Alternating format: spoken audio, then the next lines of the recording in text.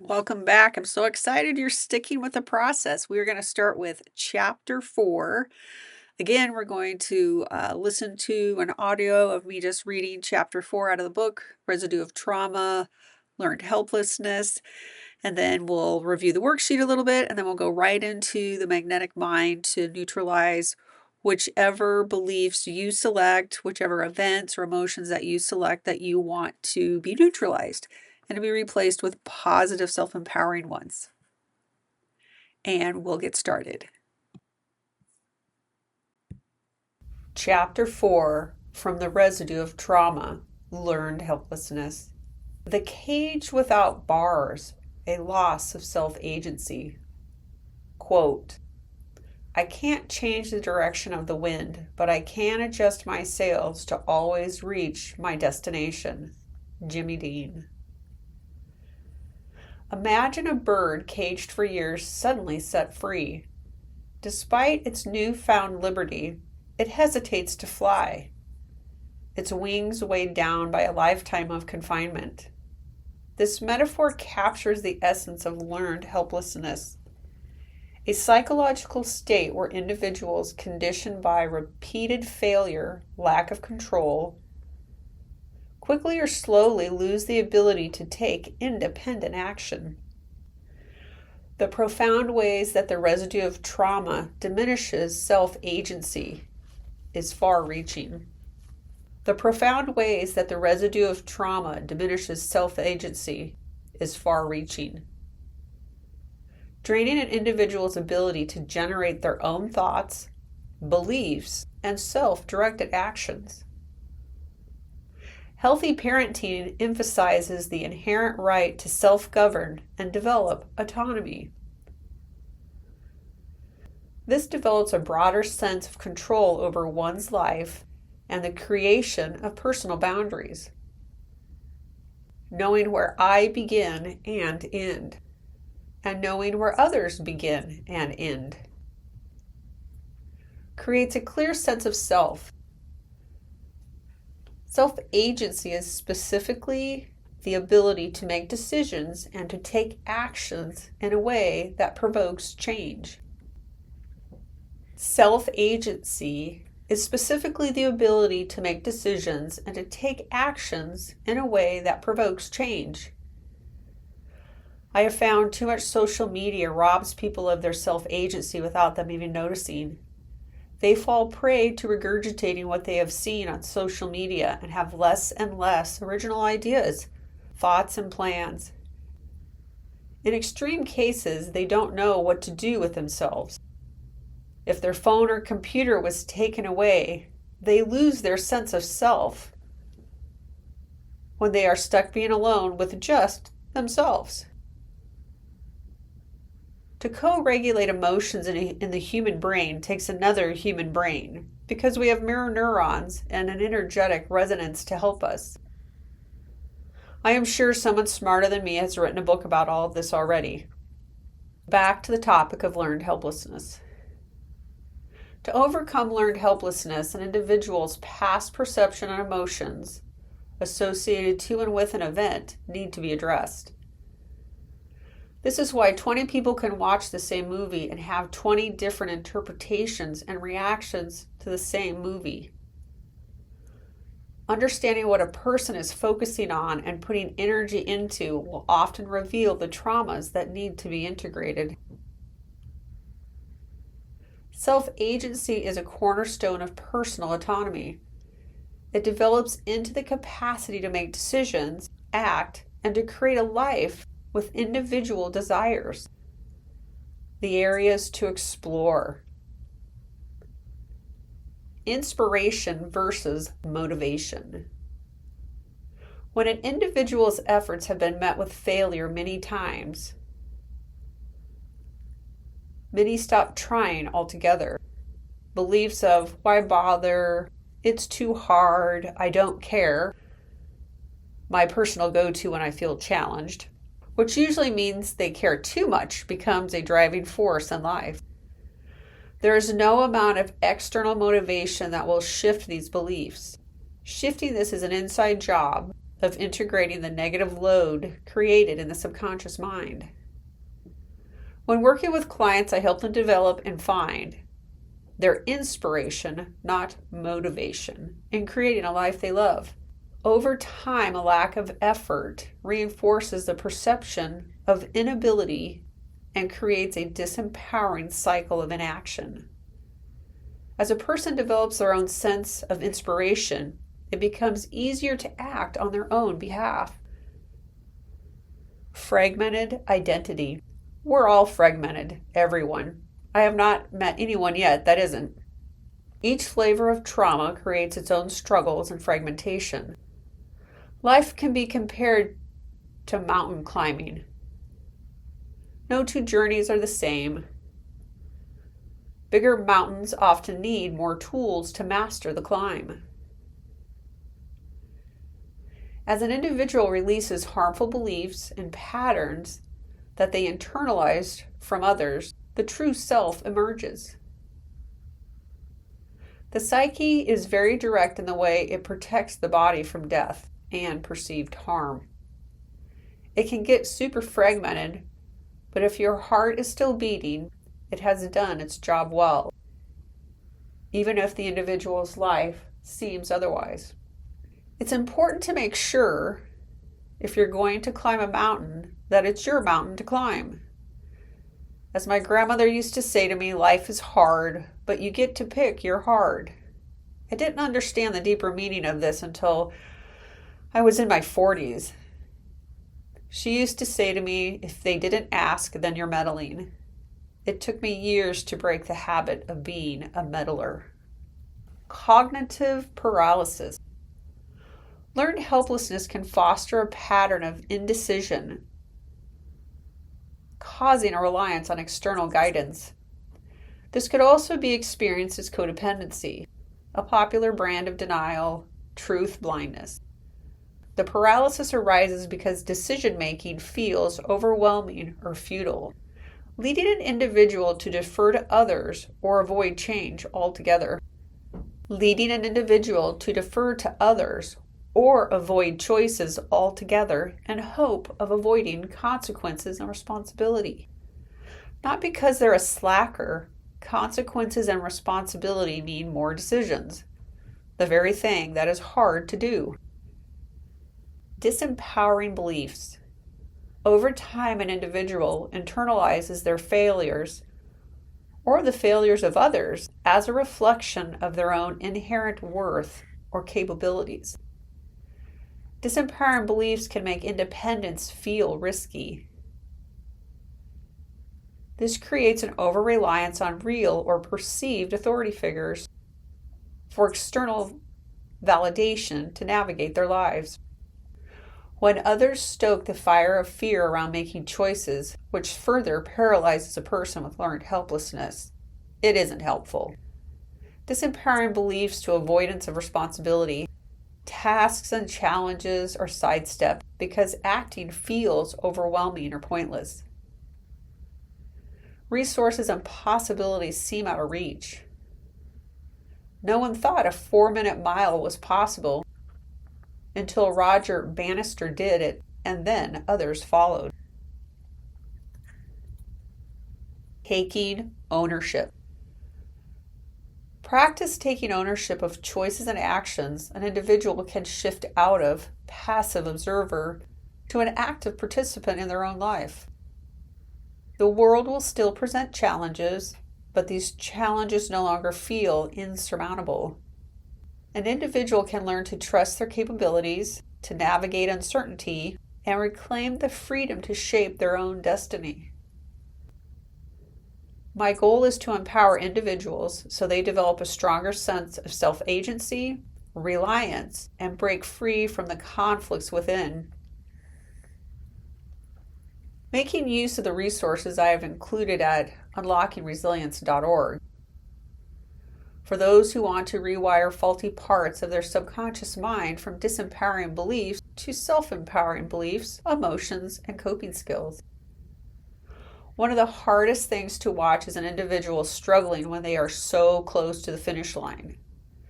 In the process of making the unfamiliar behaviors and beliefs familiar, it can be hard to tell how far away the finish line is.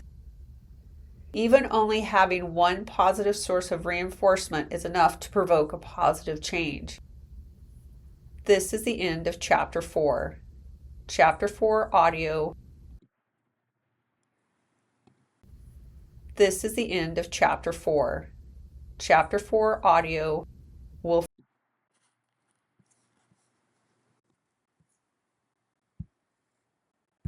Hey everyone, this is Gina, and we're moving on to Chapter 4. And again, you can go ahead and download your journal audio tracker. And we're going to start on the left-hand side. So before we start, check in with how are you feeling? What sensations do you have in your body? And mark down how you're feeling. And then in relation to the topic you want to work with. And of course, you can pick anything out of Chapter 4 or just whatever's coming up for you in this now moment that you would like to improve. And of course, the very first thing we're going to go through are what are the things you are doing that are working for you. For when we acknowledge what is working for us, it anchors into our nervous system to do more of it. And you can even do a little celebration, pat yourself on the back. That helps hardwire it into the nervous system also. Most things get wired into our nervous system because there's an emotional tag to it. Happy, sad, grouchy, glad, whatever it is, that gets it into the nervous system. And then moving on to the next box, what do you want to create? What do you want to experience in this area of your life that's different than what's happening right now?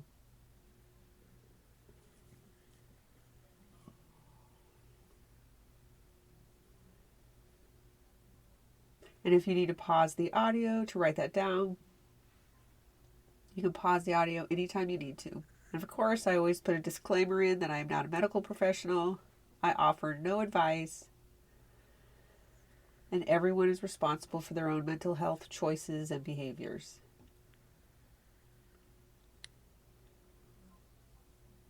And then we will move into the session. So I ask permission to work with your superconsciousness. And with you listening to this audio, then that is permission. And superconsciousness, are you there? Yes. So we're going to work with this, and it's going to fall under the theme of what's called strategies. And that's not necessarily important. I'm just letting your superconsciousness know that's what we're doing. And the first question I'm going to ask you is, what kills your inspiration? Is it somebody else's criticism? Not enough sleep? For me, it's not enough sleep. If I'm sleep deprived, I am a wet towel. But what kills your inspiration? You can jot that down. And as you're focusing on it and jotting it down, I'm going to speak to your superconsciousness. Superconscious, do you see that heaviness? Yes. I ask you to take and treat all that with a massive history change and everything after that. In superconsciousness, there's an area of unseen unknown. Can we just take that as denial? Yes. So superconsciousness, please treat anywhere where denial is preventing a forward motion, where denial is a protective mechanism, and where watching others be in denial has taught us how to be in denial. Is superconscious, when ready, take and treat that with a massive history change and everything after that. Is superconscious also go through and take and treat everything that is associated to denial and with denial, so that we could just peel that big old D of denial off our forehead. Take that D of denial out of our heart, and take that D of denial out of our gut. Helping to build our intuition, our inner guidance, and to be able to listen to our inner ick response. And when ready, do a massive history change and everything after that. And what I mean by our ick response is disgust is a primordial protective emotional reaction in the body. So super conscious, anywhere where we have shut down, ignore, avoid our disgust mechanism, we ask for you to reactivate that easily, slowly, gently. Treating any mind barriers. Again, linking it with denial. And then do a massive history change and everything after that. Okay, then we're going to move on to what freaks you out the most. For me, it happens to be spiders. Not as bad as it used to be, but people who are yelling and screaming can kind of freak me out. Worried about money can freak me out. So go through and find those things that freak you out the most. And really be honest with yourself. And while you're writing those down and thinking about it, super consciousness, everything that's brought into this active experience, I ask you to find the original event, the original network, and to develop a strategy for it. Whether it's a primary, secondary, or fragmented or complex matrix, or all of them, we ask you to treat that complex structure with a massive history change and everything after that. And anywhere where it's been treated, please replace it with a new positive structure, if needed.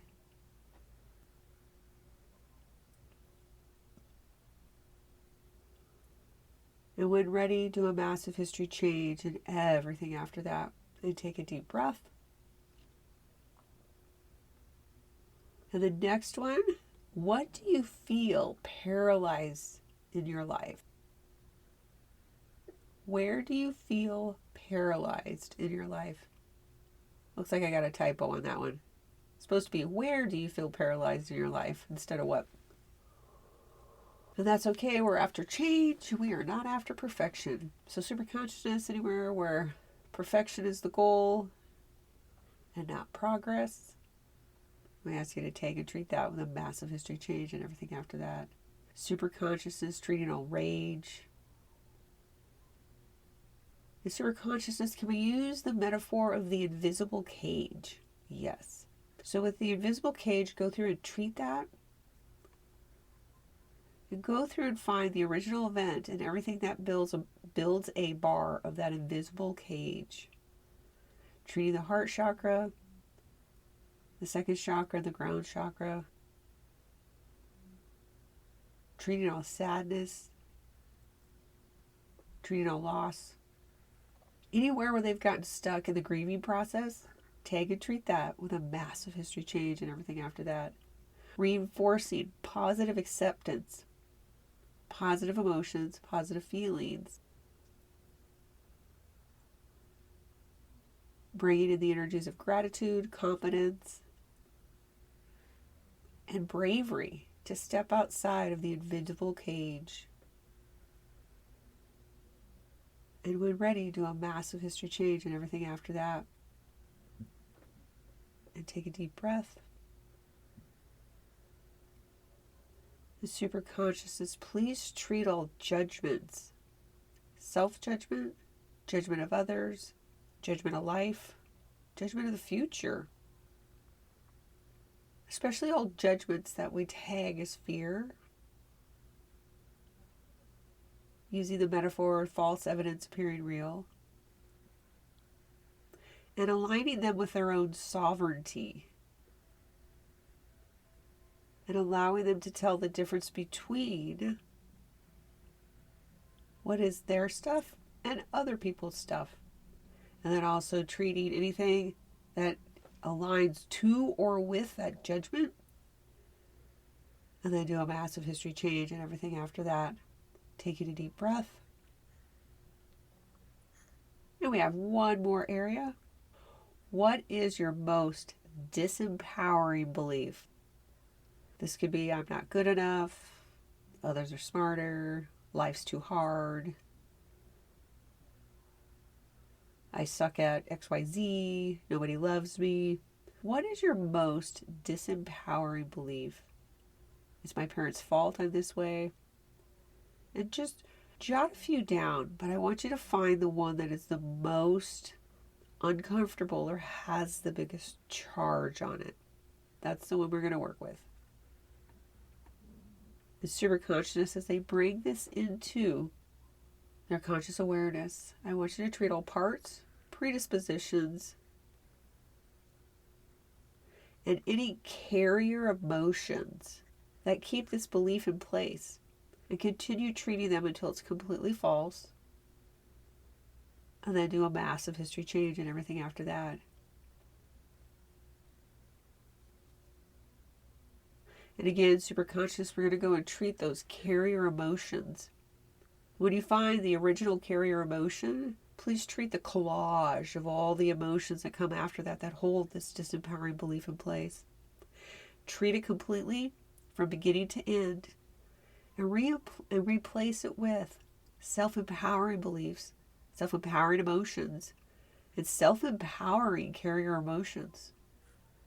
And when ready, do a massive history change and everything after that. And taking a deep breath. And superconsciousness, please do the closer procedure. Tagging anything in a neutral fashion so it can be treated in the next session. And then now I want you to take a moment and again focus on your body.